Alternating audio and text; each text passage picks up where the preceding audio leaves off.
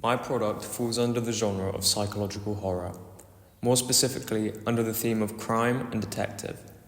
These types of films are known to draw the audience's attention by creating a gripping and thrilling storyline, which is achieved by creating a sense of unknowing, which leaves the audience hooked to try and find out how the story ends. In other words, the audience will try to do what the characters are trying to achieve, and that is to get answers.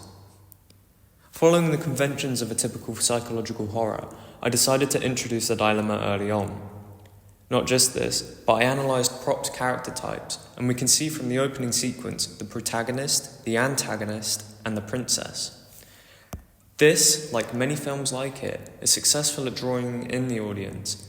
This is because it's very fast-paced and gives people instant gratification, which complements the fact that short-form media has transformed audiences into needing information instantly.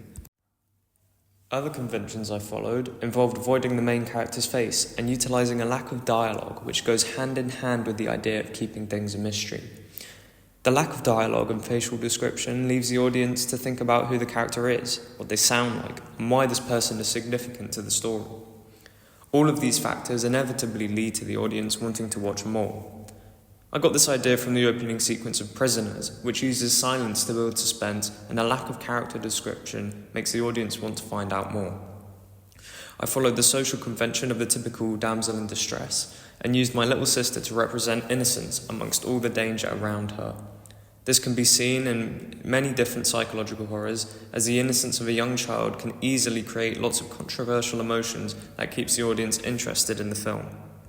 Unlike the majority of psychological horrors, my opening sequence is set in high-key lighting, which directly contrasts the common dark, eerie lighting that a typical horror film would use. One reason I did this was to counter the fact that my previous attempt at recording at night was unsuccessful. This was because the quality wasn't good enough, and it was difficult to line up the natural lighting from one day to another. Therefore, it was easier to do it during the day.